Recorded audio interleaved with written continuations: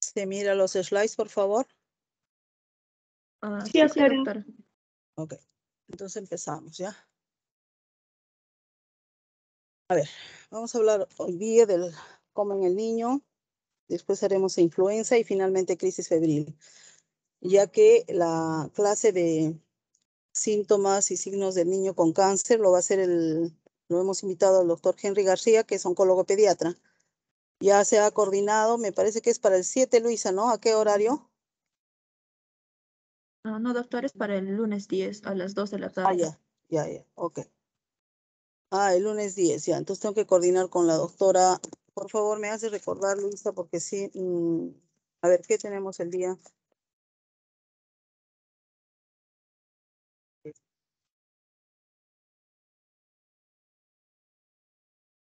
Ya, son clases de la doctora, ¿no es cierto? Sí, doctor. Ya. Correrán un poco nomás, pues le diré que lo haga rápido al doctor Henry, ¿ya? Tendrán que hacer las 4 clases para no descontinuarnos. Muy bien. Sí, doctor. ¿Cómo se define coma en el niño? Se utiliza como sinónimo de disminución del nivel de conciencia. Coma como equivalente a trastorno de conciencia de grado variable. La gravedad también es variable, ¿no? Y le podemos decir como estados de alteración de la conciencia, como son letargia, obnubilación, estupor, hasta llegar al coma. Y el coma profundo será ausencia de respuesta ante cualquier estímulo. Entonces, aquí definimos los términos que estamos usando dentro de lo que es alteración de la conciencia. Letargia, dificultad para mantener de forma espontánea un nivel de vigilia adecuado y estable. Obnubilación, el paciente mantiene o logra la vigilia con estímulos externos no dolorosos. Estupor, estadio previo al coma. El paciente solo despierta con estímulos dolorosos. Coma, el paciente no despierta ni con estímulos dolorosos. Dentro de la fisiopatología vamos a ver que existen 3 estructuras anatómicas que van a permitir mantener la conciencia, como son la corteza cerebral, el sistema reticular activado ascendente y las vías que unen ambas estructuras. Las alteraciones de la conciencia siguen un recorrido rostro-caudal, secuencia que se produce inversamente en los casos de evolución favorable.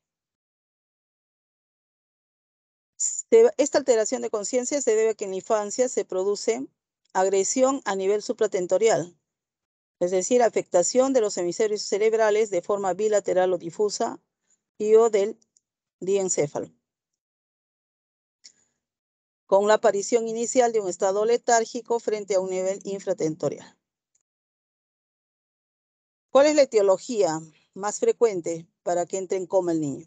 Los traumatismos encefalocranianos o cráneoencefálicos. Es una causa muy importante en pediatría. Pero vamos a clasificarlas, el resto de causas, como estructurales y no estructurales. Estructurales tenemos traumatismo vascular, procesos expansivos y obstrucción del sistema venoso central. Y en no estructural vamos a repasar después. Entonces, en estructural tenemos traumatismo, los que se van a desarrollar hematomas, como ya habíamos hablado en hemorragia cerebral, que puede ser epidural, subdural, intracerebral. Va a haber un daño axonal difuso. Vascular es por hemorragia, un infarto o por causa de una encefalopatía hipertensiva. Procesos expansivos, tumores del sistema nervioso central, abscesos, empiemas, hemorragias. Y cuando hay obstrucción del sistema de drenaje de líquido cefalorraquídeo, se presentará la hidrocefalia. Dejé de compartir. Sí, doctora, ya no se ven las doctora. diapositivas. Pero alguien me sacó, no sé por qué. Creo que siguen jugando, no sé. Ya, estábamos ahí, ¿no? Sí, doctor. Listo. Ahora, la clasificación a la etiología de coma no estructural tenemos metabólicas, tóxicas, infecciosas y encefalopatía hipóxico-isquémica. Un segundo, por favor.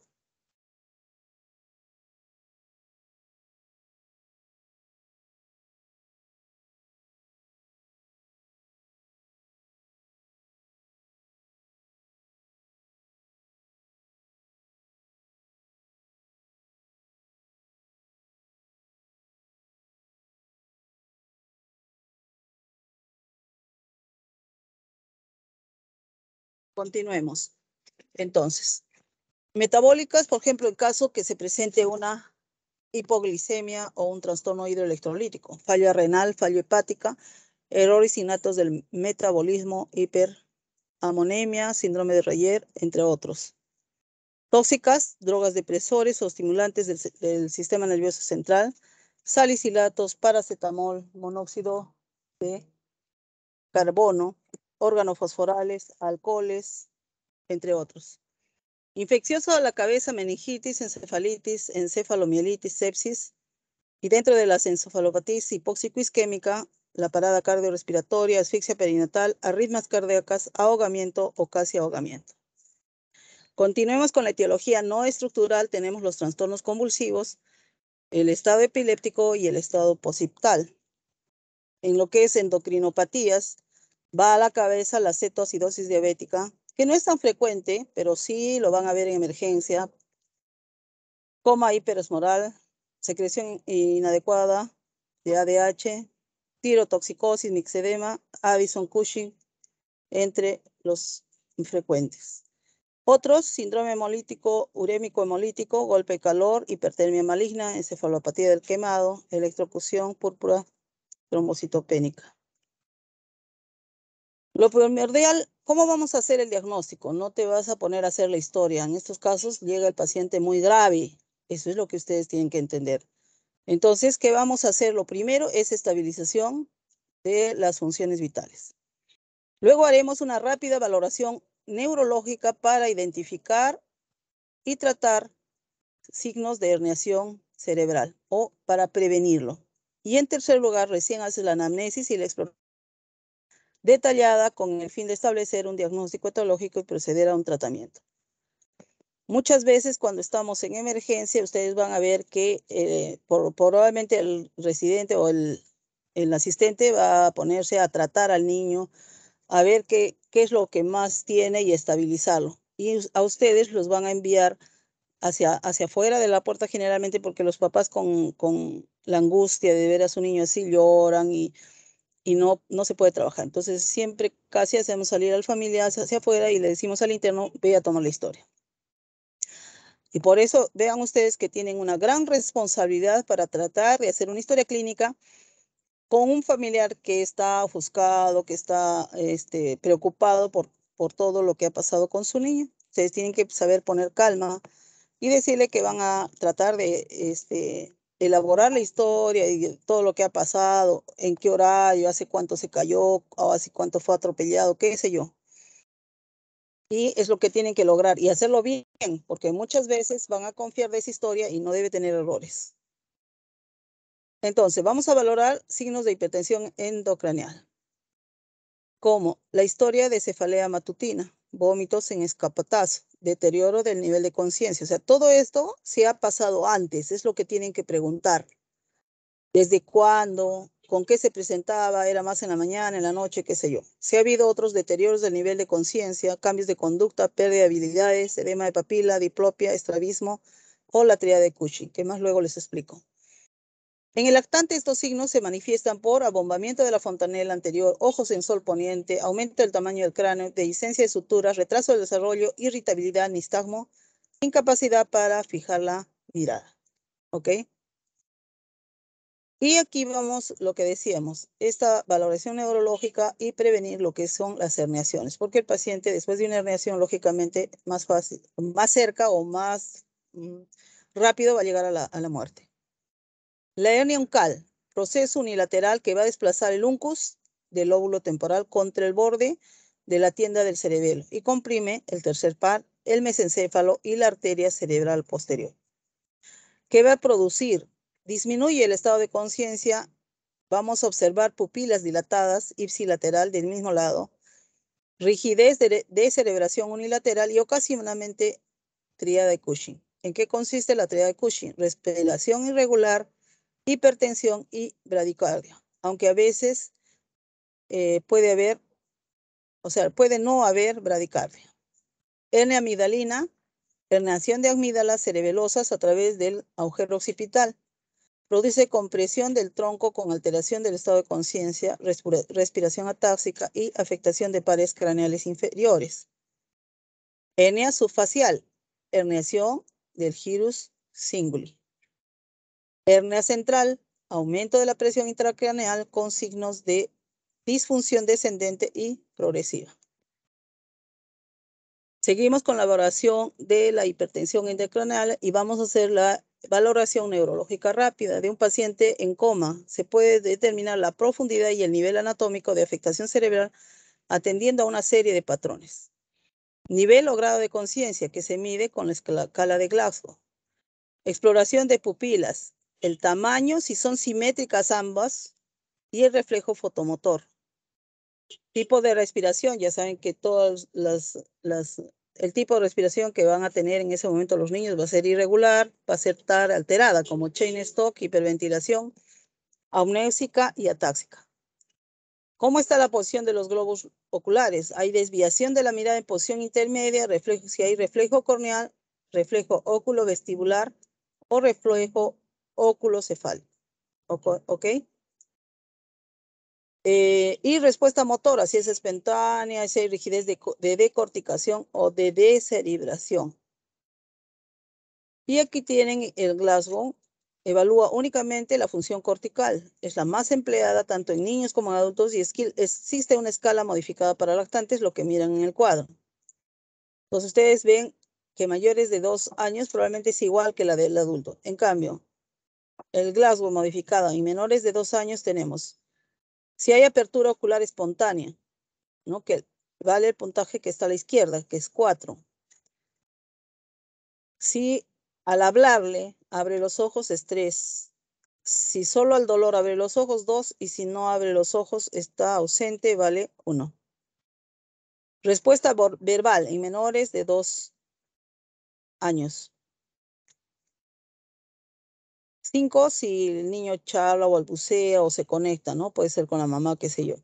Si hay llanto irritable, será 4, llanto con el dolor, 3, quejido al dolor, 2 y ausente 1. Respuesta motora. Movimientos espontáneos, 6, retira al tacto, ¿sí?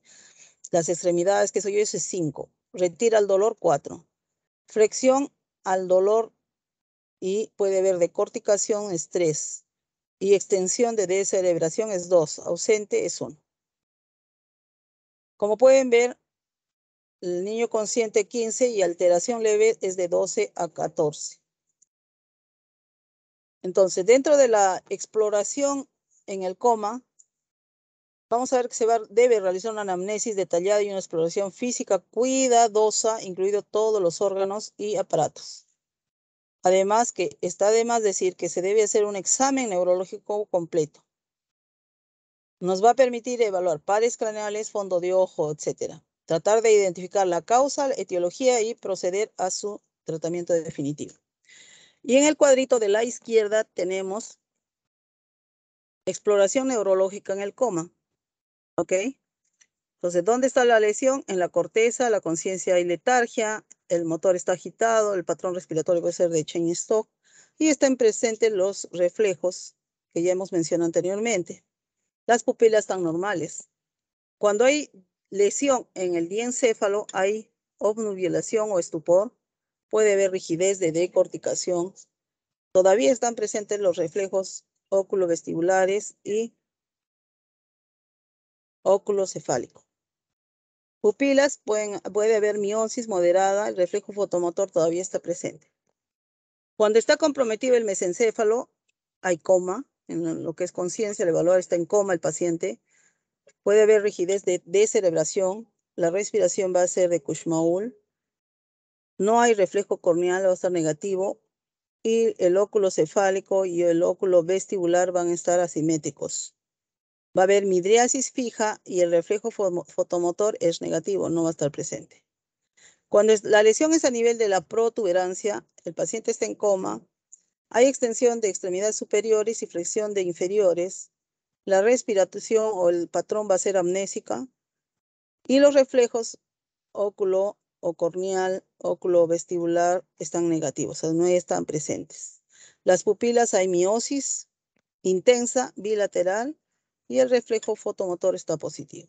El bulbo, cuando la lesión está en el bulbo, la conciencia en coma, el motor hay flacidez, el patrón respiratorio es atáxica de Biot y todos los reflejos corneales están negativos. Y arriba tiene la puntuación, alteración moderada de 9 a 11, alteración severa menos de 9. Y acá pueden ver un poco el tamaño y reactividad pupilar. En el caso A, miren el esquema, es un dibujo de los ojos, pero miren las pupilas. Una está, pues decimos, normal y la otra está totalmente con midriasis reactiva unilateral. ¿Qué nos puede traducir eso? Relación del uncus y el tratamiento ocular directo, colirio o anticolinérgicos, y puede haber convulsiones. En el B hay midriasis de ambos ojos A reactiva, que nos expresa compresión del par 3 bilateral, anoxia, isquemia cerebral grave. En C, pupilas medias A reactivas, lesión mesencefálica sin afectación del tercer par. Y miosis A reactiva en el D, intoxicación, por ejemplo, por opiáceos o lesiones pontinas.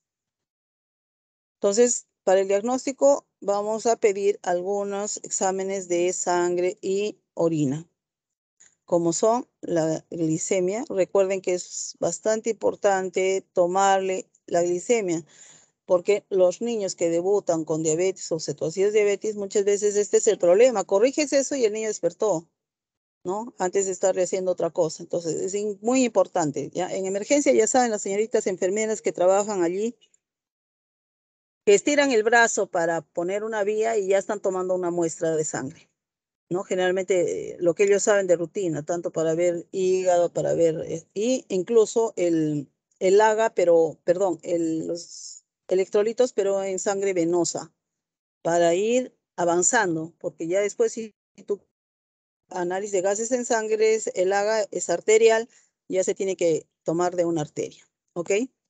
Entonces, ¿qué es importante? Glicemia, hemograma, función hepática y renal, iones o electrolitos, sodio, potasio, calcio, qué sé yo. Gasometría, osmolaridad, amonio. Función lumbar. Ten cuidado, porque si hay algún signo de hipertensión o de enclavamiento, no está indicado la punción lumbar. ¿Está bien? Dice, se debe realizar, se realiza cuando hay sospecha de proceso inflamatorio o del sistema nervioso central, por ejemplo, una meningitis. Pero no se realiza si hay sospecha de hipertensión intracraneana, inestabilidad hemodinámica y signos de coagulopatía.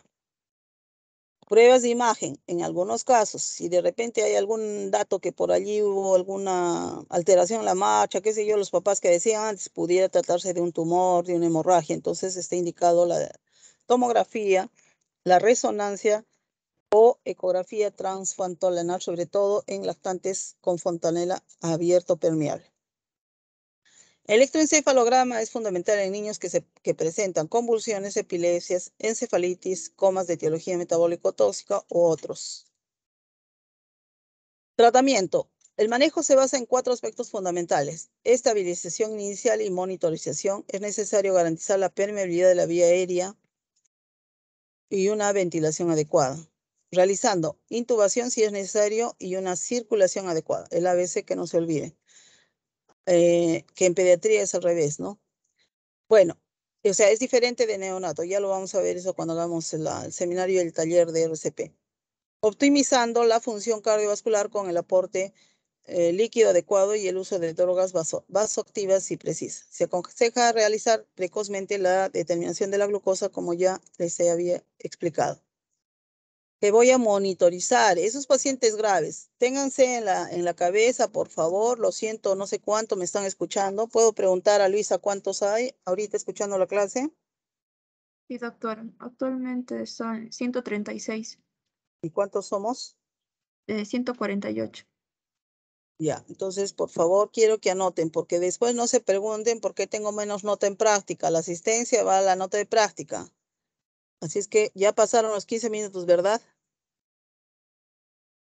Sí, doctora. Sí, doctora. Ya pasó los 15 minutos. Todo los que ingresan después o no ingresan, tiene tarde. Por favor. Muy bien. ¿Qué voy a monitorizar? O sea, ustedes, los residentes, como les digo, a veces hay más gente. Si están solos, lógicamente ustedes tienen que hacer todo.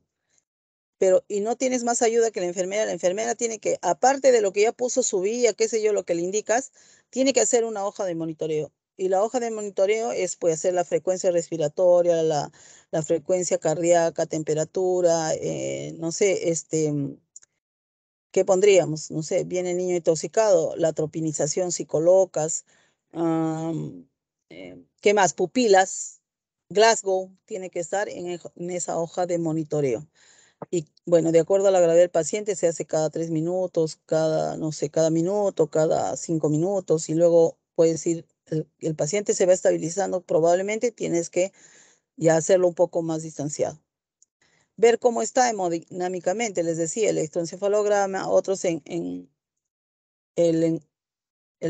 encefalograma, la tensión arterial, temperatura, diuresis urea, presión venosa central, si existe inestabilidad hemodinámica. Metabólica, control seriados, ya les decía, de glicemia, de electrolitos y osmolaridad de sangre y orina. Neurológica, puntuación seriada de la escala de Glasgow, reactividad, tamaño pupilar, electroencefalograma continuo repetido, si hay crisis, pero en realidad no tenemos eso a la mano. Bueno, acá en nuestra realidad en Arequipa, en el Honor Delgado, no tenemos, ¿ok? Y la presión intracraneal, si es necesario. Indicaciones de intubación, cuando la respiración es ineficaz, cuando no hay estabilidad hemodinámica, cuando el Glasgow va a ser menos de 9, cuando hay rápido deterioro neurológico o signos de lunación cerebral inminente. Terapéutica inicial. Aquí les dije lo que hay que hacer, la monitorización, y aquí la terapéutica inicial, mediante la corrección de posibles trastornos metabólicos como hipoglicemia o alteraciones hidroelectrolíticas. Eso tú corriges con los líquidos. Administración de antibióticos y o antivirales de acuerdo si hay cuadro infeccioso como meningitis o encefalitis. Antídotos de intoxicaciones, ¿no? Por ejemplo, por benzodiazepina, opioides.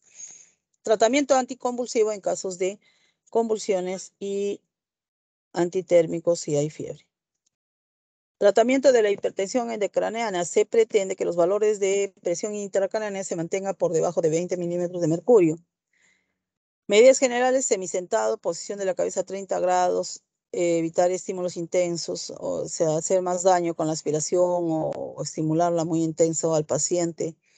Asegurar normotermia con medidas físicas o antitérmicos, o sea, tratar de que no esté con fiebre ni con hipotermia, porque muchas veces al paciente para evaluarlo lo descubrimos, ¿no es cierto? Está estirado como Tupac Amaru para que le pongan las vías, para ver si lo vamos a intubar o realmente se hace resucitación. Y de verdad les digo que en la práctica casi nadie se acuerda que el paciente pues está hipotérmico, lo más probable, ¿no? Ya vino con fiebre, lo que quieran, pero tanto rato descubierto y en cualquier lugar, digamos, cerrado en Arequipa o en la mayoría de nuestras emergencias hace frío. Entonces tengan cuidado de eso. Cuando se hace un procedimiento, necesitas luz, muchas veces se coloca una lámpara que te ayude a visualizar el procedimiento que puedas estar haciendo. Eso también ayuda a una normotermia, o sea, le aplicas calor de una u otra manera, ¿no? Control hidroelectrolítico metabólico y sedación. Se podrá utilizar midazolam o propofol como sedante asociado a un analgésico tipo opiáceo. Manitol, bueno, creo que estos ya tienen que tener, sí, que se coloca para evitar más hipertensión endocraneana, pero también lo nuevo es que se emplea el suero salino hipertónico al 3%. Hiperventilación puede ser útil en la sospecha de herniación. Mantener la presión arterial de CO2 entre 30 y 35, evitando valores menos de 25. Diuréticos, la furosemida para potenciar los efectos de manitol y en casos de hipervolemia perilesional, como son tumores, abscesos. Barbitúricos, en casos de hipertensión endocraniana refractaria al tratamiento previo o en pacientes que se encuentran hemodinámicamente estables. Puede producir depresión miocárdica o hipotensión. Bueno, verdad que las dosis lo van grabando, pueden tener un conocimiento, pero yo les digo, no es el momento de tomarles dosis, ¿no? Generalmente en la prueba yo no les voy a tomar dosis, pero sí tener qué vas a poner, eso sí. Es útil la monitorización del electroencefalogrado continuo y el tratamiento quirúrgico más eficaz en caso de hipertensión intracraneal siempre que sea susceptible. Tratamiento de las causas reversibles. Cuando tienes una diabetes o hiperglicemia, vas a usar la insulina, fluidoterapia. Cuando hay anemia, sobre todo severa, vas a poner paquete globular. En caso de meningitis, colocarás antibióticos. En caso que fuera una encefalitis viral, un antiviral que muchas veces se dice que hay acción o no. Y si sospechas de un micoplasma, darás un macróleo. Anticonvulsivantes, si hay crisis, ¿no? Benzodiazepinas o la fenitoína. Naloxona en caso de intoxicación por mórficos y flumazenil en intoxicación por benzodiazepinas. Derivación. Todos los pacientes deben ser ingresados a un hospital para completar el estudio y vigilar su evolución. Ingreso a UCI. Las principales indicaciones son respiración ineficaz, parada cardiorrespiratoria, inestabilidad hemodinámica, shock niños con Glasgow menos de 9. Enfermos con Glasgow entre 10 y 14 cuando no se conozca la causa del coma, sospecha de hipertensión intracraneana y, si es posible, un control adecuado del paciente en la planta. Ingreso a sala. Hay que ingresar a la sala si no hay criterios de ingreso a UCI, con Glasgow entre 10 a 14. ¿Ok? Muy bien. No sé si hay alguna pregunta.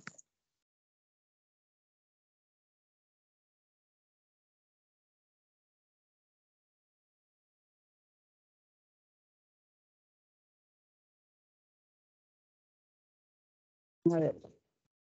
Voy a llamar. Atentos los delegados por ver si me dicen que no está.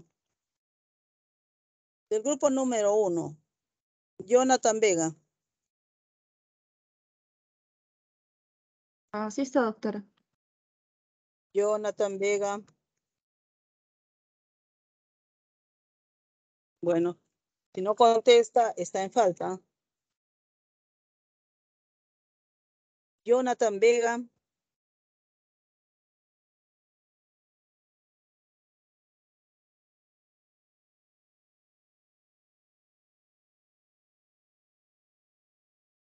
¿De qué sección es Jonathan Vega? Es de la sección A. Y sí está en la reunión, pero no contesta. Por eso, Doctora, pues, internet, creo.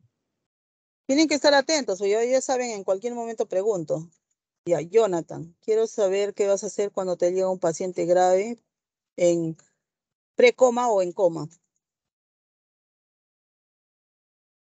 Doctora, ¿me escucha? Sí. Sí, es que me fui a apagar mi calentadora, pero un paciente en coma, doctora. ¿Has estado al principio de la clase? No. Sí, sí está, doctora. Ya. Debemos identificar signos, o bueno, el Glasgow, primeramente, el ABC, estabilizar paciente. Eso En es lo caso, primero, estabilizar las funciones vitales, eso es lo primero. Y en segundo lugar, después de hacer la hidratación y que la enfermera haya puesto su vía y haga un plan de monitorización, tenemos que preguntar sobre también sí, al entiendo que paciente. entiendo que has captado algo, pero estás enredándote solito. A ver, Jimena Gamarra, del mismo grupo. Sí, doctora. A ver, son dos cosas que hay que hacer cuando el paciente llega en coma o precoma, ¿no? Con alteración de la conciencia de emergencia, sea cual sea la causa.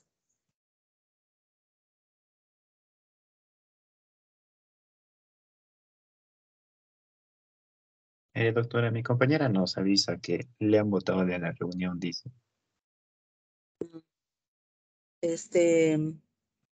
Luisa, eso creo que sí se arregló, ¿verdad o no? Doctora, solamente para los seminarios estaba manejando así. ¿Quiere que lo haga para todas las clases? Por supuesto, porque la verdad no sé qué hacer con ustedes. Tendré que hacer un informe a la facultad, ¿ah? Que está sucediendo eso. Porque así no podemos trabajar, ¿no? ¿Quién vota a quién? No sé si hay responsabilidad, si hay madurez en ustedes, o si es un jueguito, no sé. O es casualidad, no lo sé. Por favor, te pido, Luisa, que hagas también para las clases. Solo pueden ustedes ingresar a las personas y así no podemos trabajar, ¿ok? Sí, doctor. Bueno, vamos a continuar con influenza. Tienen que estar todos atentos porque eso va un punto menos o medio punto menos a todo el grupo. Por eso es que entre ustedes se tienen que pasar la voz y decir, 1, no falte nadie. 2, el delegado del grupo 1 es Arlín González. ¿Tú conversas con tus compañeros? Sí, doctora. Bueno, Y para la próxima espero que, por favor, estén todos, porque hay mucha falta ahorita. Claro, como han sacado buena nota en el examen, ahora ya se irán a dormir, ¿no? No sé. La mayoría de preguntas para el próximo examen, por si acaso, es para llenar, ¿ah? Ya les voy avisando. Tienen que, los delegados, estimular a sus compañeros que tienen que estar atentos. Yo pregunto, ¿no saben? Va la nota para el grupo. Muy bien. A ver, ¿ya se mira el slide, por favor? Sí, doctora. sí, doctora. Muy bien. Continuemos entonces, vamos a continuar con influenza. Bueno, acá le pongo H1N1, H3N2, porque son los más frecuentes que hubo desde la pandemia. Si uno ve un poquito la historia de las pandemias, podemos ver que no es que recién existió, no, igual que el COVID, sino que no se propagó de tal forma, no se volvió tan agresivo. Pero en caso de la influenza, tenemos pandemias, ustedes miren, desde años 1900, 1901, en la que se presentó la H3N8 de la influenza A. Una de las que fue más letal fue la gripe española en el año 1918 con la cepa influenza H1N1, con 50 a 100 millones de muertos. O sea, esa fue así parecida a lo que estamos viviendo ahora con el COVID. En el 57 y 58 reportan la gripe asiática con 70.000 fallecidos. En el 68-69 el tipo A, H3N3 o gripe de Hong Kong con 47.000 fallecidos. Y en 1977, bueno, la gripe rusa, hubo un brote en el 97 hasta el 2003 que, bueno, es la gripe aviar que fue muy sonada y había allí algunos protocolos que había hecho, por ejemplo, el Ministerio de Salud para estar atentos, porque cuando nos vino la pandemia del 2009, que se inició en abril en México, no teníamos nada preparado, igual nos cogió así en nada. Y se hizo, ¿cómo decir? Se cogió los protocolos que se había realizado para el 2003. Habían algunos protocolos del 2003. ¿Cuál fue la variante? AH1N1 con variante porcino. A ver, voy a llamar del grupo número 2 a Mercedes Riveros.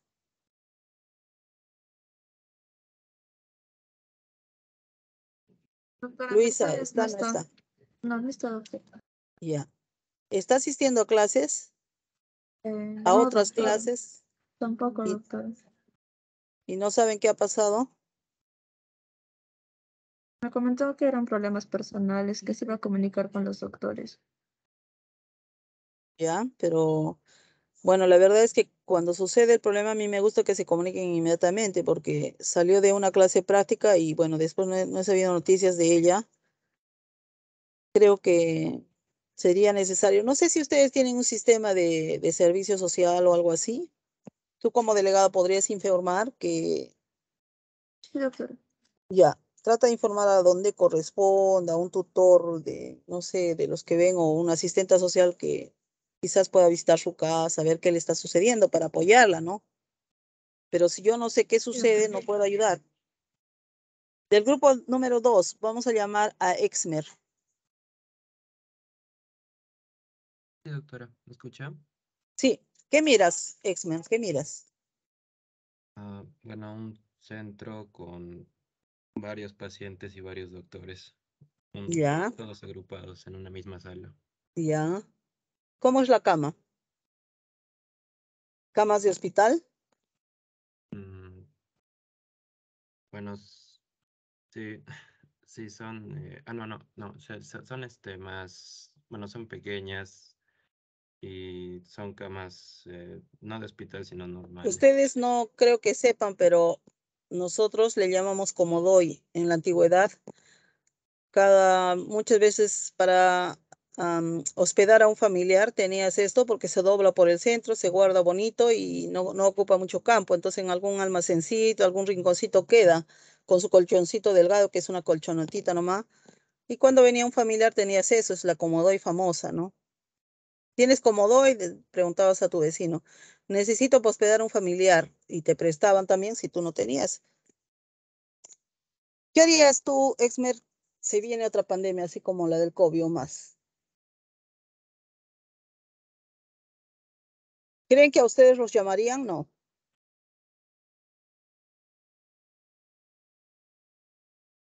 Ah, bueno, yo creo que sí, doctora. Claro que sí, está en sexto año. O sea, si no alcanzan los doctores, van muriendo también, como ustedes han visto en el COVID, entran a tallar los alumnos del último año, por si acaso. O se harían a las veces de interno, por decirlo así. ¿Es un hospital lo que ves? Mm, no, no parece un hospital. Así es, no parece hospital. Yo hablaba de esta clase antes que venga el COVID y, y exactamente a veces los círculos van entre 10 a 15 años. Daba la clase a la promoción que ha terminado, sería 2018 o 17, uno de esos 2 años que he empezado a dar este curso. Y les dije así, ustedes tienen que estar preparados para la siguiente pandemia, porque ya van a estar graduados, ¿verdad? Ahorita estamos pasando una de las más grandes que ha sido lo del COVID. Al menos te pregunto, Exmer, ¿tú has tenido alguna experiencia de otra pandemia que se haya parado las universidades, todo, en tu vida hasta ahora? No, no, doctora. No, muy bien. Y si se presentara, por les digo, a ver si puedes mirar o alguien más quiere intervenir, ¿qué es lo que miran? ¿Qué parece esta habitación grande? No es de un hospital, ¿verdad?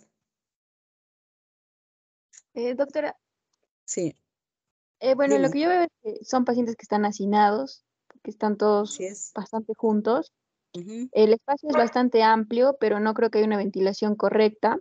Además, se ve que, bueno, hay bastante personal médico, pero también hay bastantes personas que no están siendo atendidas, que están Por sentadas supuesto. juntas. O sea que no hay suficiente. Ya, entonces, ¿qué piensas que es esto? Que miren cómo está el techo, no es un techo firme o permanente, ¿no? Esto lo más probable que sea es un comedor de un cuartel o algo así. Y si alguien ha contado las camas, ¿cuántos hay por fila? Y hay unas 6, 7 filas hay. 7 columnas, perdón. 7 columnas, pero no sé cuántas filas hay. ¿Cuántos pacientes habrá? No sé, no he contado de verdad.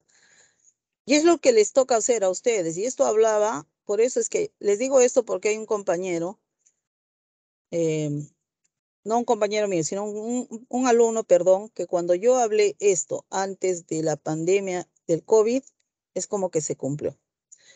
Por eso les digo, o sea, ustedes como médicos que ya van a salir, dentro de poco serán internos los que aprueben, tienen que estar preparados para las pandemias. O sea, ya acaban de pasar una pandemia COVID. Por eso les preguntaba, ustedes no han pasado otra pandemia en su vida hasta ahora, solo la del COVID, que ha sido la más fuerte, ¿verdad? Entonces, Sí, esto debe ser el galpón, como sí. les decía, este es el galpón o puede ser un comedor de un cuartel. Nefeli Calcina, del grupo número 4. ¿Está o no está? Sí está, doctora. ¿Quién intervino, por favor? ¿Quién intervino? Alejandra Bolaños, doctora, ¿De qué grupo? de 5. Ya, ok. Ya, entonces con Nefeli. Nefeli, ¿dónde más podrías atender si hay una gran cantidad de pacientes? Si por lo menos te dice, ustedes van a ir tomando temperatura, van a ir tomando la frecuencia cardíaca respiratoria, haciendo una historia más o menos desde cuando se enfermaron, etcétera, etcétera, etcétera. ¿Tú dónde llevarías a tus pacientes?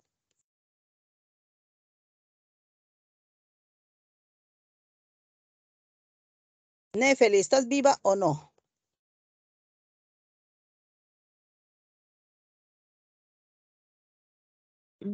Doctora, dice que ya no está en la reunión. No sé, por eso, no sé qué es lo que pasa. Bueno, voy a seguir porque si no me voy a demorar mucho. Pero les decía esto porque ustedes tienen que pensar, si no hay más, ustedes son de la Católica, tendrán que adecuar sus aulas de estudio. Las aulas donde reciben las teorías, ahí tendrán que adecuar coliseos, estadios, no lo sé, porque hay sol. A eso les iba yo la reflexión, ¿no? ¿Cómo la definimos a la influenza? Y en este caso, el que fue del 2009, enfermedad infecciosa aguda causada por nuevo virus, tipo H1N1, enfermedad respiratoria infecciosa aguda de origen viral muy contagiosa, se propaga en fases epidémicas. La influenza es una enfermedad grave que provoca la muerte a miles de personas cada año. Los virus de la influenza sufren cambios antigénicos, causan gripe con brotes más graves y extensos. La tipo A va a dar epidemias globales o pandemias que ha ocurrido desde ciclos cada 10 a 15 años desde la aparición de 1918. Las variaciones antigénicas del virus influenza A es grave, es la más grave. La B y hay C, que es la menos grave. La B, es de adultos. Producen gripes estacionales en invierno y primavera y que se dan todos los años con extensión variable. Por eso los ancianos debemos vacunarlos contra la influenza A. Bueno, tipo A, hemos dicho, grandes pandemias son características de la A, la B y la C. Y tiene una elevada morbimortalidad. Más comunes, H1, H2, H3, N1, N2. ¿Dónde los encontramos? En los humanos, en los porcinos, en equinos, mamíferos, marinos y aves. El tipo B se da como brotes esporádicos, tiene una elevada mortalidad en adultos mayores, por eso es lo que les digo que se vacuna, para evitar esto. Y esta solo tiene transmisión interhumana. El tipo C, casos aislados y leves, da en pequeños brotes y también es una transmisión interurbana. Esta es un poco la diversidad de los virus, pero más adelante vamos a hablar de los tipos. Entonces, los subtipos humanos son H1N1, H3N2, H2N1. En el mundo cada año la influenza epidémica causa de 3 a 5 millones casos de enfermedad severa. La tasa de mortalidad oscila entre 10 a 20% de la población en general. La etiología. Ahí conózcanlo al virus de la influenza. Fue aislado por primera vez en 1933 a partir de secreciones respiratorias de casos humanos y fue denominado virus influenza tipo A. Desde entonces es quizás el virus humano mejor estudiado, su estructura bien caracterizada y su genoma secuenciado. Tiene una cubierta de RNA, viene de la familia Orthomyxoviridae, tiene un tamaño de 80 a 200 nanómetros, tipo A, B, C, como les venía diciendo, y tienen antígeno de superficie, tipo H-hemoglutinina y N-neuroaminadasa. Los virus de influenza tipo A son antigénicamente muy variables. Y acá podemos ver, son esféricos, un esquema de un virus, tiene una capa lipídica externa, ¿ok? Y una membrana matriz M1. Aquí está. Esto que está en blanquito, ovalado. Que contiene ribonucleoproteínas, BRNPs, genoma viral, neuraminidasa, que está aquí, NA, y hemaglutinina, que está aquí en celeste. ¿Ya? Pueden ver ahí en esquema. Y la proteína 2 o M2 exportador de RNPS. Y aquí está. El color verde. Estas estructuras de color verde. La enzima entonces se descompone el ácido ciálico y libera el virus del receptor. La neuroaminidasa desempeña un papel importante en la liberación de partículas virales recientemente producidas en las células infectadas. Y de la neuroaminidasa tenemos 9 subtipos serológicos de N1 a N9. En cambio, la hemoglutinina va a participar en la fijación al receptor celular, tiene que ver con la fijación del virus a las células del hospedero al inicio de la infección. Y tiene 16 subtipos serológicos, H1, H16. Entonces, los jóvenes que son matemáticos, ¿me podrían decir cuántas clases podríamos tener de combinar N1 a N9 con H1 y H16? Lo dejo de tarea para la próxima vez. Y entonces se fue llamándole el nuevo virus que había virado y es H1N1, pero en lo que les he presentado ya antes en la historia se había presentado, pero no tanto como esta pandemia que nos vino. ¿En qué año estaban ustedes del colegio? ¿En el 2009? ¿O no habían nacido todavía? Como en cuarto o quinto grado, doctora. Ah, ya, ok. El virus de la nueva influenza H1N1 es producto de la recombinación genética de virus proveniente de humanos, cerdos y aves. Tiene capacidad de infectar, además del hombre, a los cerdos, a los caballos, mamíferos marinos, aves de corral y muchas especies de aves. En la mayoría de departamentos de nuestro país hay transmisión sostenida en la comunidad, sino que ya no es importante, menos aún cuando ha venido la pandemia del COVID, ¿no? Menos aún. La mayoría de los cuadros dice son leves a moderados. El virus identificado en la pandemia del 2009 corresponde al virus de la H1N1 y en la actualidad, o sea, después de eso ha venido el H3N2. De ahí ha venido cambiando esto. En la historia del Perú vamos a hablar, pero cuando ha venido el otro problema nos hemos olvidado de la influenza. Y muchas veces se ha dicho que cuando han fallecido los pacientes con COVID es que había una combinación con estos también, pero no probado, pues, lamentablemente. Tiene 6 segmentos, probablemente provienen de una cepa americana, un virus de influenza porcina, y los otros 2 segmentos pueden provenir de una cepa euroasiática, ¿no es cierto? El nuevo virus tendría segmentos genéticos de origen porcino 5, aviar 2 y humano estacional 1.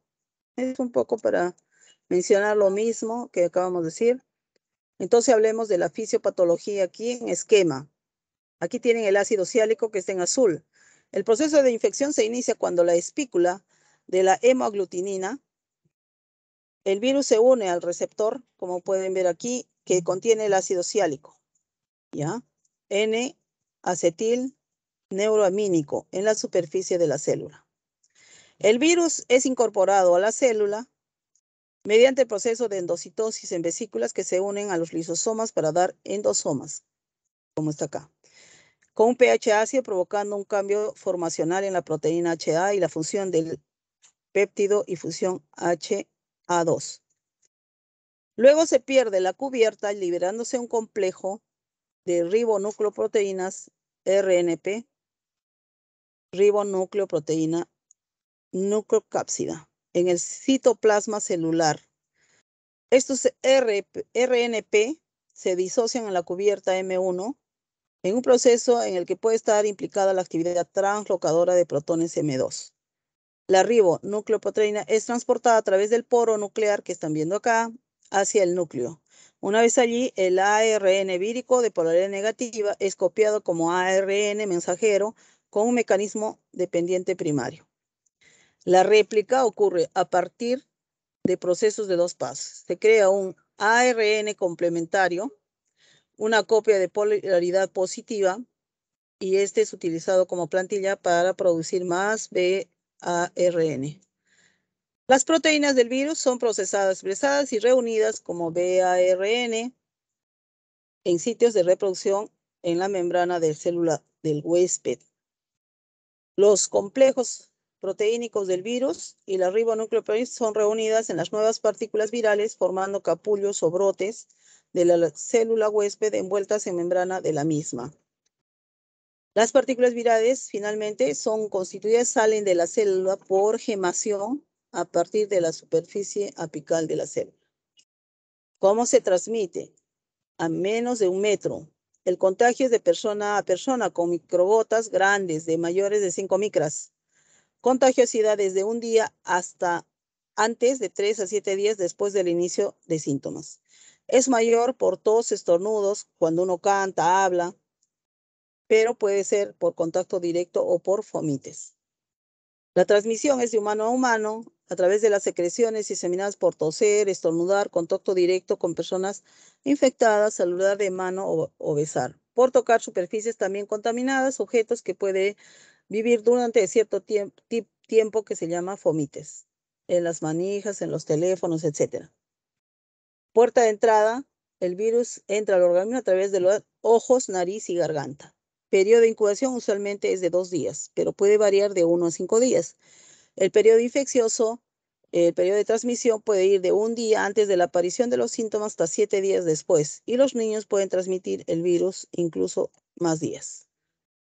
Se transmite de humano a humano a través de contacto directo o indirecto con personas infectadas o sus secreciones. La enfermedad se transmite por contacto estrecho, a menos de 180 centímetros de paciente. Tiene una gran variabilidad clínica desde asintomáticos hasta graves y fatales.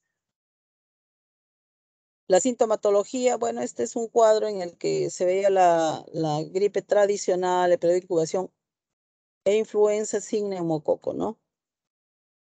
Un poquito los síntomas, ¿no es cierto? Coriza, tos, dolor de garganta, mialgia, dolor de cabeza, anorexia, malestar general.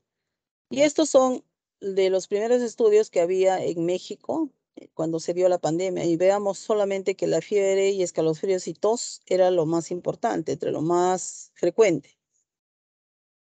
Son similares a los de la influenza humana, ¿no es cierto? Estacional, con enfermedad respiratoria aguda, incluyendo menos de 2 de los siguientes: escalofríos, fiebre, rinorrea, dolor muscular, dolor de garganta, cefalea, tos seca, fatiga, diarrea y vómito. Y acá un poco la comparación entre catarro común e influenza, ¿no? Como la fiebre en el catarro común es poco frecuente en adolescentes y adultos, en los niños puede llegar hasta 39. En cambio, en la influenza era más allá de 39. Dolor de cabeza es raro, pero sí se presenta en la influenza. Dolor muscular es muy importante e intenso en influenza. El cansancio de debilidad es intenso y puede durar 2 a 3 semanas. Nunca te va a postrar una influenza común, mientras que sí lo hace la influenza.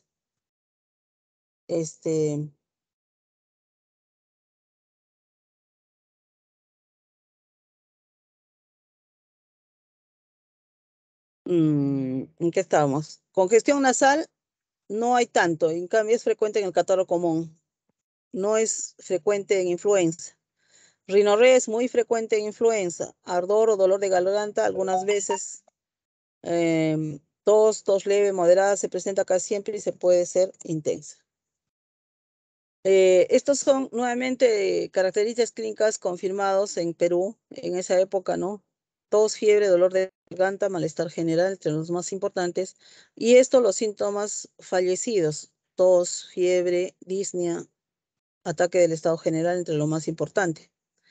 La mayoría de pacientes graves presenta un cuadro de neumonía clínicamente evidente. La progresión a falla respiratoria o síndrome de distrés respiratorio agudo tiene un tiempo promedio de 6 días. Entre el 44 y 50% de los pacientes hospitalizados van a necesitar soporte ventilatorio en un lapso de 48 horas. Después de la admisión debido a la insuficiencia respiratoria, van a entrar a una falla multiorgánica. Vean ustedes que se parece mucho al COVID respiratorio. Es un virus también, así es que tiene mucha semejanza.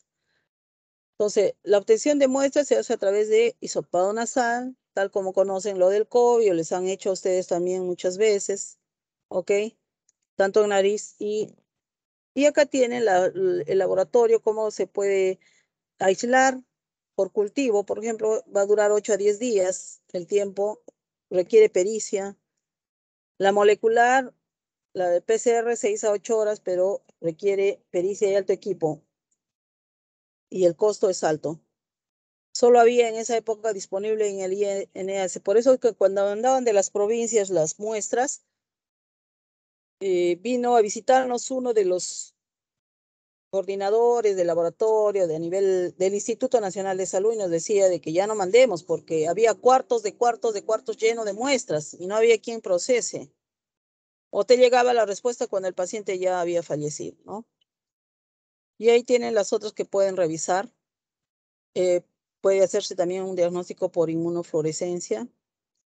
Y los exámenes complementarios, como pueden saber: rayos X de tórax AP, hemograma, glucosa, urea, creatinina, perfil hepático, reactantes de fase aguda, CPK, DHL, orina completa, hemocultivo, si se piensa en una comorbilidad o una sobreinfección bacteriana.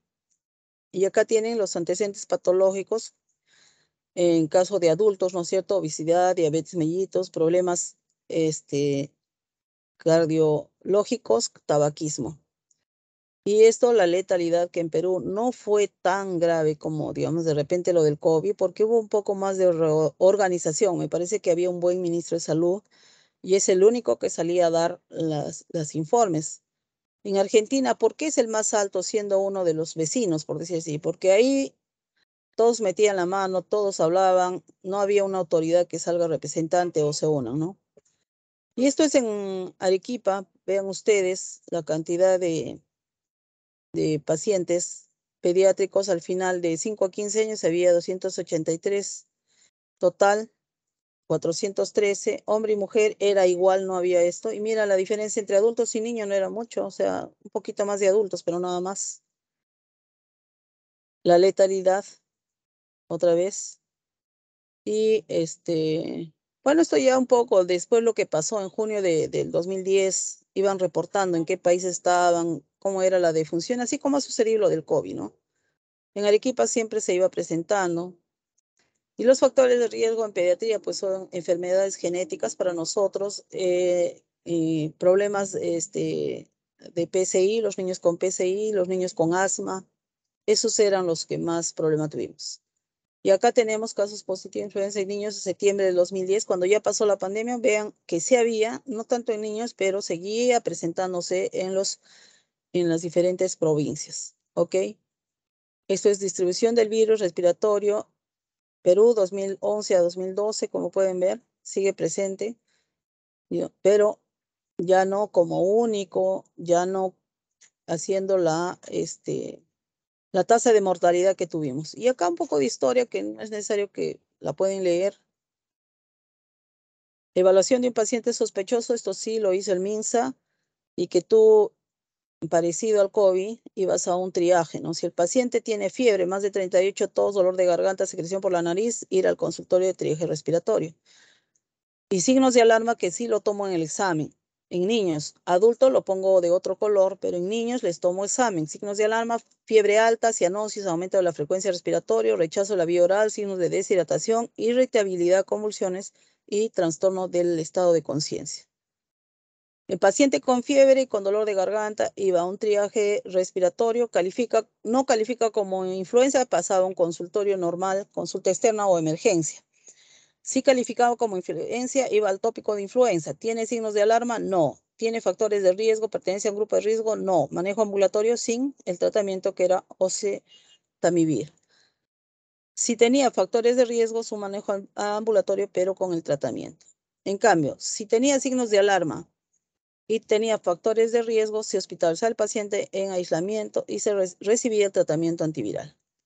Plan de trabajo, cuadro clínico, signos de alarma y factores de riesgo. Entonces, cuadro clínico, fiebre, más de 38, más de uno de los siguientes. Tos, fiebre, dolor de garganta, rinorrea.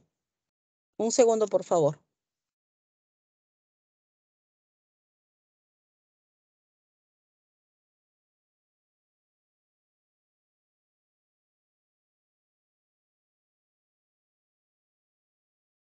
Otros síntomas y signos de alarma, dolores musculares, cefalea, escalofríos, diarrea y vómitos.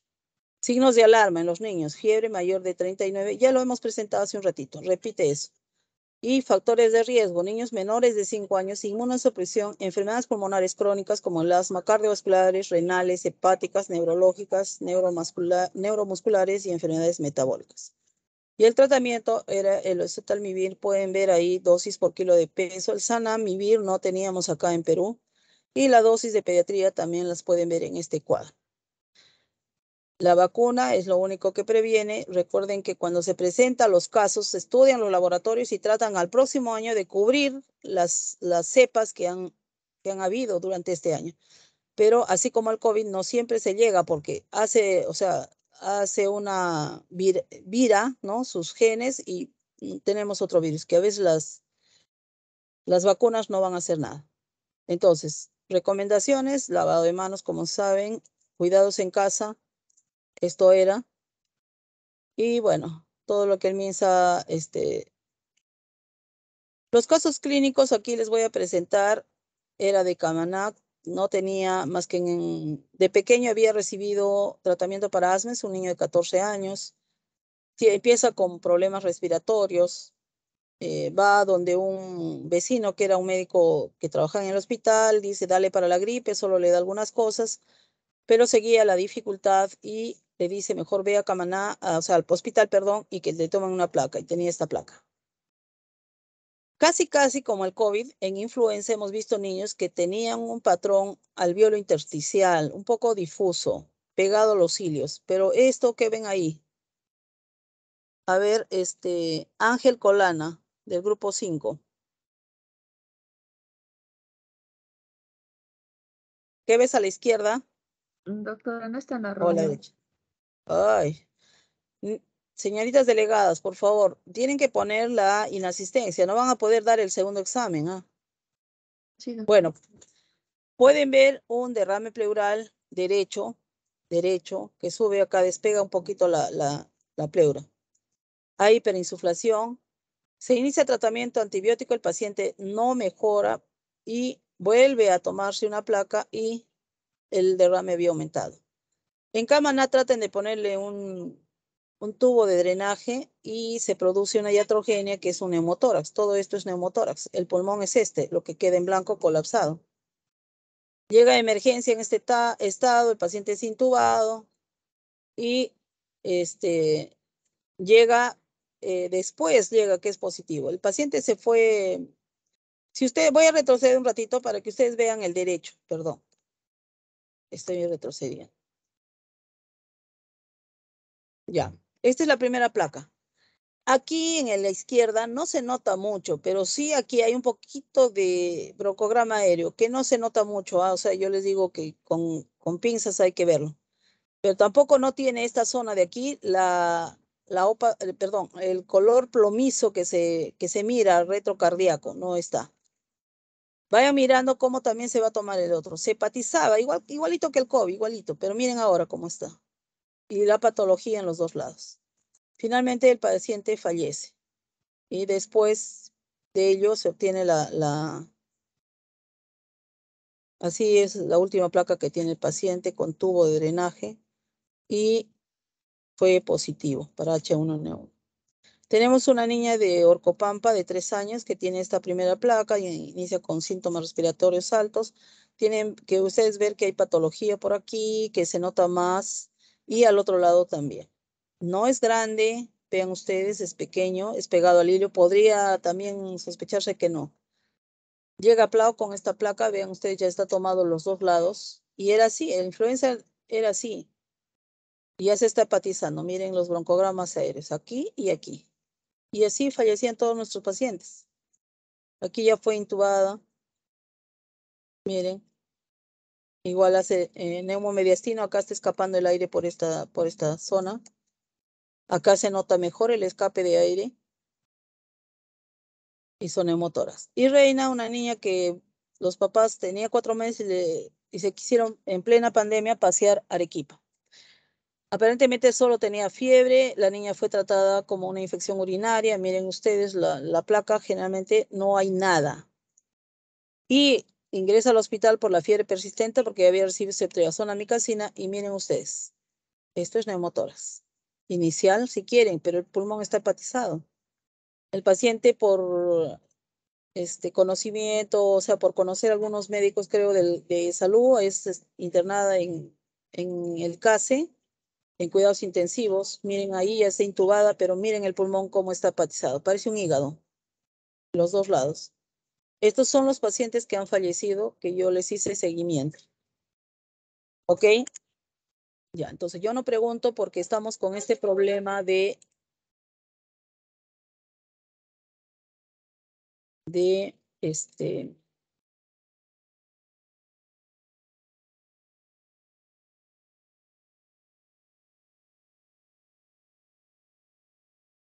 ya.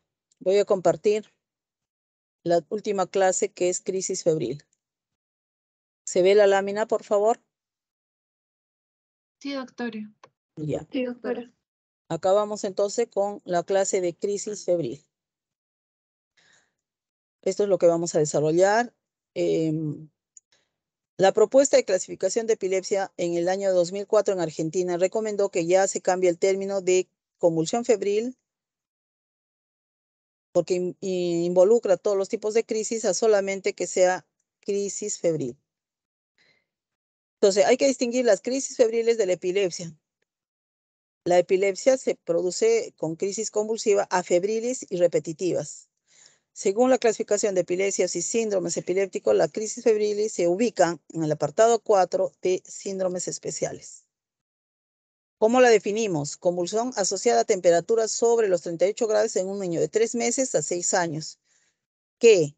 Estas son las condiciones para que tenga este título de crisis febril. No se asocia a infección o inflamación del sistema nervioso central, no tiene alteraciones metabólicas sistémicas que causen convulsión, hiponatremia, hipoglicemia, etc. Y no tiene historia previa de convulsión sin fiebre. O sea, nunca ha convulsionado sin fiebre. Cuando convulsionas sin fiebre, tú tienes que ya investigar si hay epilepsia o no. O la podemos definir, una convulsión asociada a una enfermedad febril en ausencia de una infección del sistema nervioso central, a un trastorno del desequilibrio hidroeléctrico en niños mayores de 1 mes de edad sin antecedente de convulsiones afebriles previas. Pero hay que distinguir lo que son calosfríos. Cuando el niño tiene calosfríos, es decir, tremores por frío, los neonatos también tienen, eso es propio de la edad. Tú coges ese miembro, o sea, lo tocas, lo sujetas y deja de temblar. Entonces, eso no es convulsión. Cuando tú coges el miembro que está moviendo y sigue convulsionando, sigo moviendo, eso es convulsión. Es la diferencia. Entonces, en calosfríos, el niño no tiene compromiso de conciencia, no involucra ni la cara ni los músculos respiratorios. No hay infección del sistema nervioso central porque tendría que haber signos meningios o un estado séptico. ¿Ok? Bueno, en la fisiopatogenia, la fiebre altera el umbral convulsivo al crear un desequilibrio metabólico, vascular o electrolítico, lo que va a provocar un incremento de consumo de oxígeno, glucosa y discreta acidosis, más otras alteraciones bioquímicas desconocidas actuando sobre un cerebro inmaduro. Entonces, ¿qué características tiene? Que va a incluir o va a intervenir lo que es la herencia, ¿no? Las crisis febriles tienden a ser un trastorno familiar. Su frecuencia es mucho más en los padres y hermanos de niños afectados. Los estudios genéticos informan que las crisis febriles tienen un carácter de heterogeneidad genética. Actualmente se sabe que las crisis febriles tienen herencia autosómica dominante. Aumenta 2 a 3 veces si hubiese crisis en la familia. El riesgo a 6-7 veces si fueran los hermanos los que tuvieron. Los niños con antecedentes familiares eran más propensos a sufrir crisis febriles complejas. Las temperaturas son mayores, generalmente de 39, pero recuerden que cada paciente es cada paciente. Muchas veces vemos niños con 41 de fiebre que nos llega a la emergencia y no convulsionó. Y hay otro niño que tiene 38,6 y está convulsionando. Ahora, ese 38,6 no es tan verdad porque es necesario tomar el tiempo que es la temperatura y la zona. Cuando tú tienes un neonato, por ejemplo, les explicaba, a veces los neonatos no tienen fiebre, sino tienen hipotermia.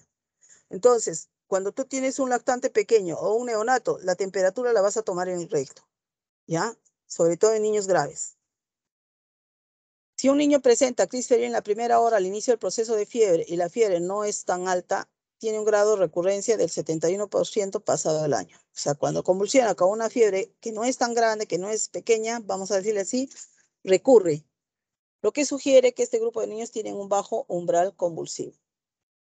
Su fisiopatología exacta no se conoce, pero se postula la asociación de varios factores: aumento de la circulación de toxinas a los productos de reacción inmune, invasión viral o bacteriana del sistema nervioso central, posible existencia de un relativo déficit de mielinización de un cerebro inmaduro, inmadurez de los mecanismos de termorregulación a estas edades de la vida, el incremento de consumo de oxígeno en cualquier proceso febril, la existencia de una capacidad limitada para el aumento de metabolismo energético celular al elevarse la temperatura. Entonces, no está clara la relación fiebre-crisis. Posibles factores: la interleuquina 1 beta, canales iónicos, hipertermia, hiperventilación y alcalosis, herpes 6, déficit de fierro, susceptibilidad genética. Y los factores precipitantes más comunes son las infecciones virales de vías altas, gastroenteritis aguda, o sea, las diarreas en el niño, exantema súbito, otitis, infección del tracto urinario, amigdalitis y también reacciones febriles después de una vacuna, que sí es... Perdón un ratito. Aló.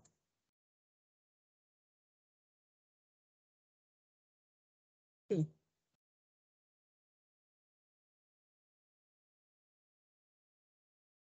Ya, le vuelvo a llamar en un momento, por favor, ¿ya? Un ratito yo le vuelvo a llamar.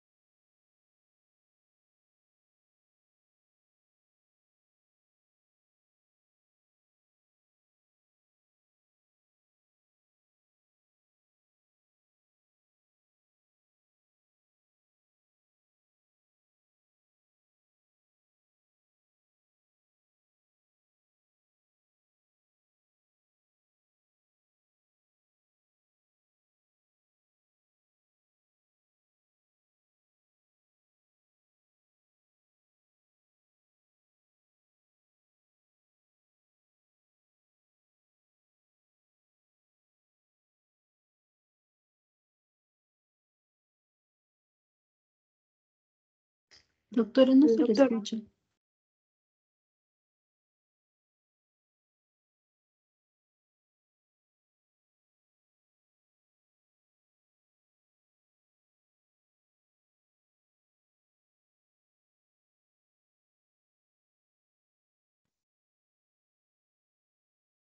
Voy a volver a compartir, ¿ya? Ya. Ahora sí se mira y se oye, por favor.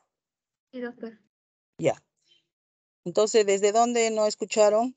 ¿Aquí? Sí, doctor. Ya. Ya hablamos de la incidencia, una mayor incidencia en varones que mujeres, es el trastorno convulsivo más frecuente en la infancia y la mayoría sucede en el primer día de enfermedad cuando la temperatura está subiendo o cuando se dice que está invadiendo el organismo. La temperatura rectal mínima necesaria para producir las crisis es de 38, 38.5 para otros autores. El incremento brusco de la temperatura se considera el factor desencadenante más importante de la crisis febril. Actualmente conocemos que el 21% de las crisis febriles ocurren en la primera hora del proceso febril, el 50% entre la primera y 24 horas y el 22% después de las 24 horas. La semiología clínica de la crisis febril es variada. La morfología más frecuente de las crisis febriles son de forma crisis tónico-clónicas, generalizadas en un 80%. Esta parte voy a preguntar. Seguidas de crisis tónicas, 13%. Atónicas 3% y focales unilaterales 4%. Y acaban siempre generalizándose en una crisis tónico-clónica generalizada. O sea, pueden empezar, como le está diciendo, tónicas o atónicas, pero terminan generalizando. Ocasionalmente con fijación de la mirada con posterior rigidez generalizada y más raramente focal. Recuerden que durante esto que está sucediendo la crisis, la frecuencia cardíaca se eleva, ¿ya? Entonces acá tenemos tipo de convulsión que lo voy a tomar en el examen. Focal, tónica, clónica y de ausencia. Focal, sin alteración del conocimiento. Breve sensación de hundimiento en el estómago, cabeza, zumbidos, olor desagradable. Tónica, contracción súbita, rigidez de los músculos, ponen los ojos en blanco, los músculos del pecho se tensan y contraen y hay dificultad para respirar. Clónica, espasmos musculares, pérdida temporal de la conciencia, la respiración parece difícil, saliva acumulada, la vejiga puede vaciar. Ausencia, crisis de ausencia también le llamamos. Es más leve que los otros tipos de convulsiones, como soñar despierto, mirada fija, es más frecuente en niños, se superan esta epilepsia en la pubertad. Y tenemos la clasificación en simples y complejas. Se han dividido en dos grupos en función a las características clínicas, evolutivas y terapéuticas. Entonces, toma de examen. Convulsión febril simple, convulsión febril típica o convulsión febril benigna, también se llama. Se supone un 70% del total. Son crisis de breve duración, menos de 15 minutos. Son generalizadas. Ocurre una sola vez durante el periodo de 24 horas en un niño febril. No tiene infección intracraneal ni un disturbio metabólico severo. En cambio, la convulsión febril compleja tiene la convulsión febril atípica o convulsión febril complicada, también se llama, constituye el 30% restante. La crisis tiene una duración mayor de 15 minutos. Es focal con o sin generación secundaria. Crisis con paresia posictal de TOD. O recurrente, la crisis se repite en clúster de 2 o más episodios primeras 24 horas. No es desencadenada en un niño con insulto neurológico previo o anormalidad del sistema nervioso central. No hay historia anterior de crisis afebril. Son difíciles de detectar. Los componentes focales suelen ser imprecisos. Y acá tienen un poquito el resumen de esto. Simple es generalizada, dura menos de 15 minutos, única es una vez en 24 horas y no tiene compromiso neurológico posictal. En cambio, las complejas son focal, duran más de 15 minutos, más de una en 24 horas y va a haber paresia posictal, déficit neurológico. Y ellos son los que tienen riesgo de epilepsia. Aspectos evolutivos. Existen dos importantes factores evolutivos condicionantes al tratamiento. Recurrencia es uno de ellos. El riesgo de cronicidad o recidiva varía con la edad. Si la primera crisis febril simple aparece en menos de 2 meses, el riesgo de recurrencia es del 50%. Entre más pequeño el niño, mayor es el riesgo de recurrencia. Si la crisis febril simple en un niño más de 12 meses, el riesgo de tener segunda crisis febril es del 30%. Más de una crisis febril, el riesgo de una nueva crisis se sitúa en un 50%. Recurrencia, más de la mitad de las recidivas entre 6 a 12 meses siguientes en la primera crisis febril. Siguientes a la primera crisis febril. Son algo más elevadas cuando se trata de crisis febril atípicas. Existen factores de riesgo que orientan a una recidiva. ¿Cuáles son? Que tenga edad menos de 12 meses en el momento de la primera crisis. Que la crisis sea atípica. Que la temperatura esté por debajo de 38 en el momento de la crisis. Y que la recidiva sea en el mismo brote febril. Antecedentes de crisis febril en la familia. Aspectos evolutivos, factores de riesgo para epilepsia son crisis febril compleja, retraso del desarrollo psicomotor, son más frecuentes las epilepsias generales idiopáticas. Hay historia familiar de epilepsia, la crisis febril es recurrente, la fiebre es baja durante la crisis. Existen anormalidades neurológicas previas. La primera convulsión febril se sucedió con una edad inferior a 12 meses. Los trastornos cognitivos y neuropsicológicos no se producen en las crisis simples y son excepcionales en las complejas. El riesgo de morbimortalidad por la propia crisis es nulo. Y unas causas frecuentes de convulsión tenemos en neonato, como encefalopatía hipóxico-isquémica, ¿no es cierto? Infección sistémica del sistema nervioso. Esas son causas de convulsión. No estoy hablando de crisis febril, simplemente de causas más frecuentes. En lactantes y niños está la cabeza, la convulsión febril. También puede ser por una infección sistémica del sistema nervioso central o alteraciones hidroelectrolíticas. Y en adolescentes, supresión o niveles sanguíneos bajos de anticonvulsivantes. ¿Cómo hago el diagnóstico?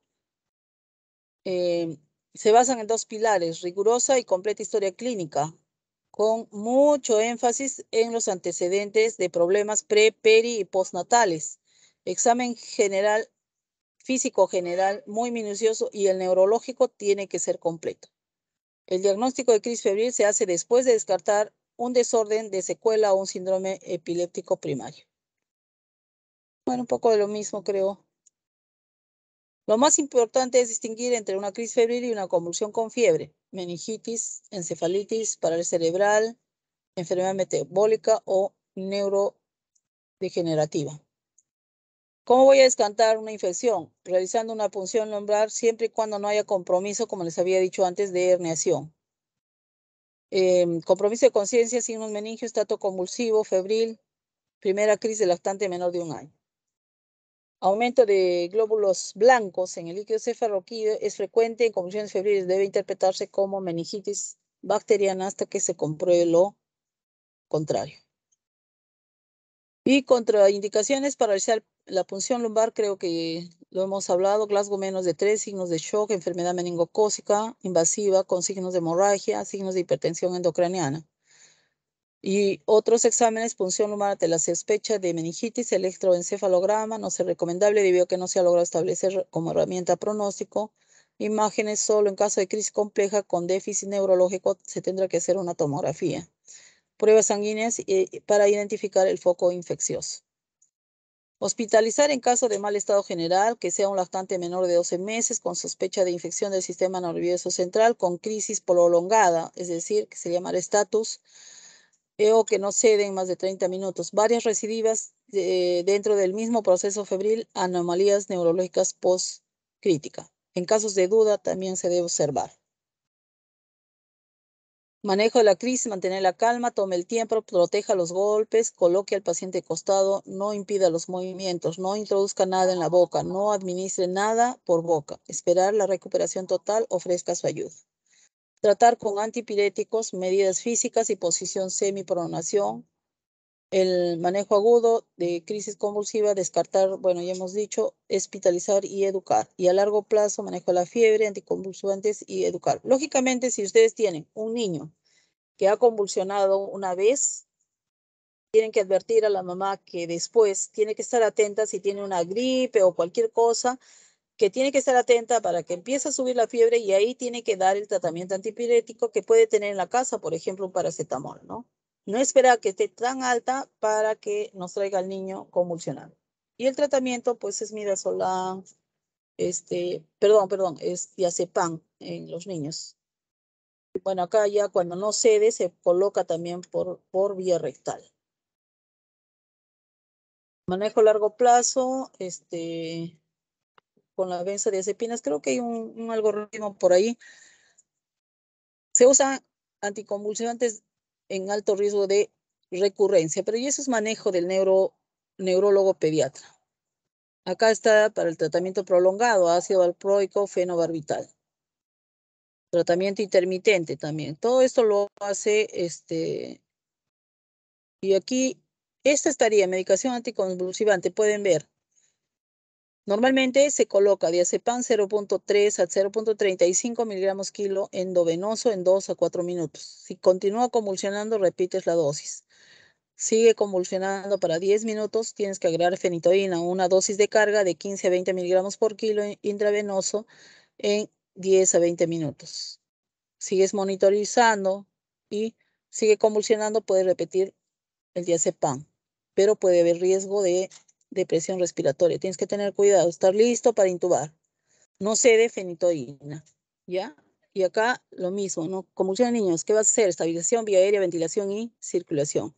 Y analizar la glucemia. Un poco de lo mismo que tienen que hacer en emergencia. Bueno, antitérmicos, que hemos dicho muchas veces, ya les he dicho que en emergencia siempre se hace el baño, porque siempre va a demorar unos minutos el antipirético. Si es mucho, tú puedes hacerle un baño de inmersión o baños húmedos con agua tibia, por favor. El diagnóstico diferencial, síncopes febriles, infecciones del sistema nervioso central, delirio febril, epilepsia mioclónica severa infantil, encefalopatías agudas, intoxicaciones por medicamentos. Conclusiones. Las crisis febriles son frecuentes, simples, no graves, complejo riesgo de epilepsia. La principal es descartar la infección del sistema nervioso central y educar. Las convulsiones febriles o crisis febriles suelen ser procesos benignos. Recurren en 1/3 de los niños y depende de la edad de inicio, la historia familiar y circunstancias asociadas a la fiebre. La probabilidad de epilepsia posterior es escasa.